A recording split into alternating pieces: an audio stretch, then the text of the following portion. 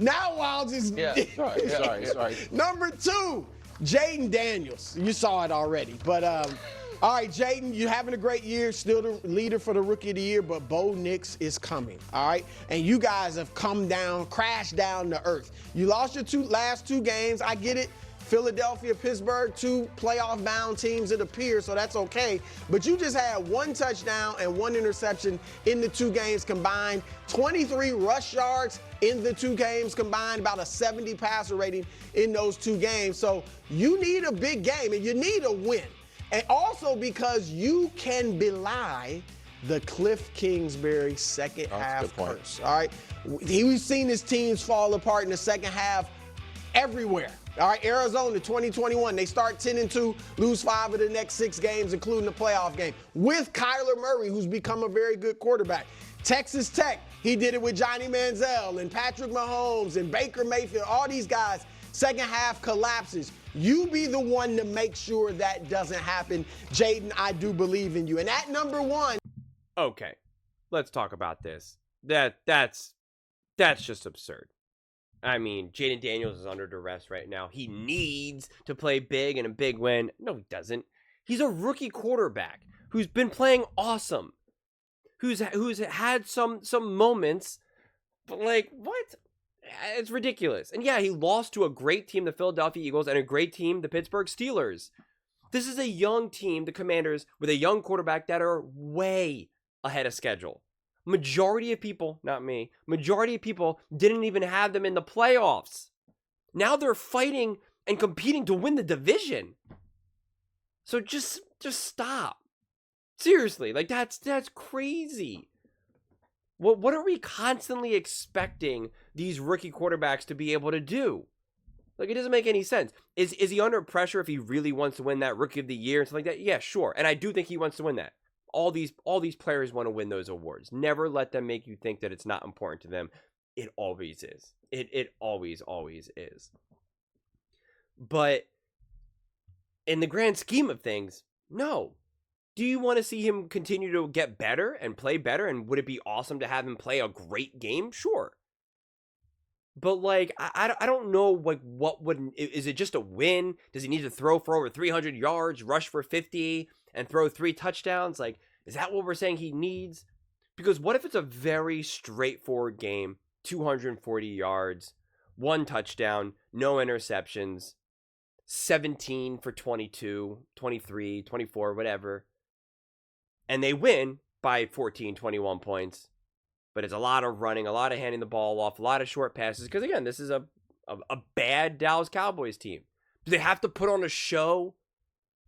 Does Jaden Daniels have to throw a 45-yard touchdown pass for people to be like, yep, he's good?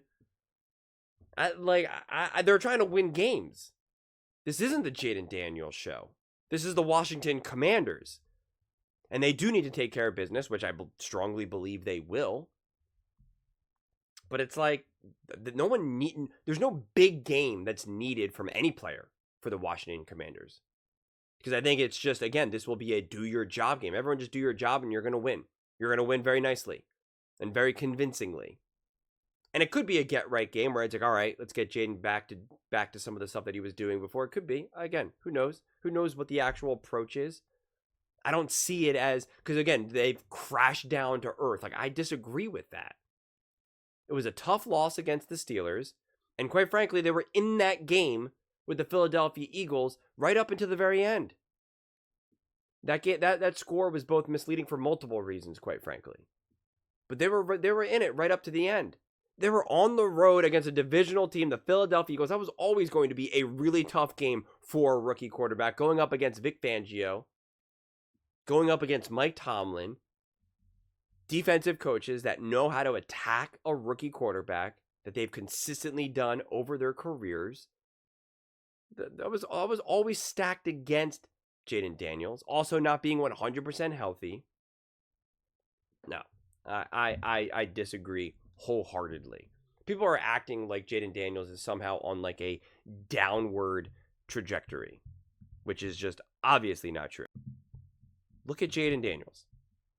Do you realize PFF has him as a top 3 quarterback for this season? Top 3. Top 3. Okay? I mean, I don't even understand. Even if we just do passing stats, he's top 3. He's right up there with Joe Burrow. So I don't understand where that comes off, honestly.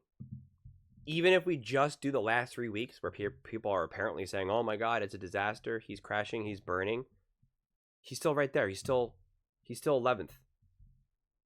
He's still 11th. Like, they're acting like he just crashed and burned, and now he's already down at the bottom with Cooper Rush or something. He's still right up there with everyone else, with all the big names, the Mahomeses, the Hurtses, the Burrows, the Herberts, the Goffs, the Allens, the Jacksons. He's still all within range of them. So this idea that he somehow, like, things were, like, they got off to this great hot start, and now things are crashing, and it's like, oh my God, that's just not the reality. And I don't know why that's the narrative that's being painted. And we're so obsessed with this idea. He's only throwing 1 touchdown or this or that. Guys, sometimes that's not the way how offenses are run. Like, not every quarterback is going to throw for 50 touchdowns a season. You know who throws for a lot of touchdowns for various seasons? Quarterbacks like Dak Prescott. And has that shown you how amazing and great and elite Dak Prescott is? No, I don't think so. So it just, I don't know. I'm actually surprised that Jaden Daniels is under duress on the Bud list. I mean, it just, I'm trying to understand why. Like, how would it not be then Caleb Williams? Maybe Caleb Williams is next up here. Maybe I should look to see real fast before I go. Nope, it's not. It's John Harbaugh.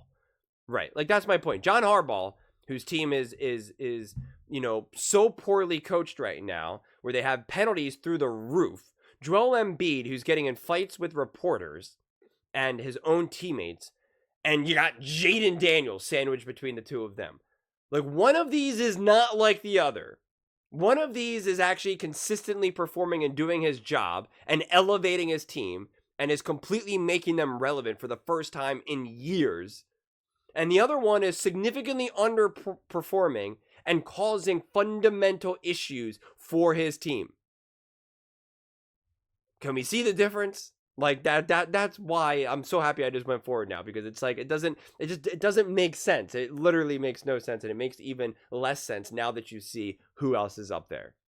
Bizarre. Honestly, truly bizarre. But those are just my thoughts. I'd absolutely love to hear yours. What do you guys all think about the Washington Commanders and Jaden Daniels being on the Bud list and them crashing down to earth? Let me know in the comments below. I read every single comment, so whether you agree with me or disagree with me, either way, let's get in some discussions. Let's get in some fights. But ultimately, let's just have some fun. And please do consider subscribing. We are building an amazing community here, and I'd absolutely love to see you part of it. I want to build something that we all genuinely feel connected to. Something that we're really excited to be part of. I think we're on our way to doing it. And please don't forget to give this video a thumbs up, as it really does help the visibility and the algorithm. Thank you so much. See you next time.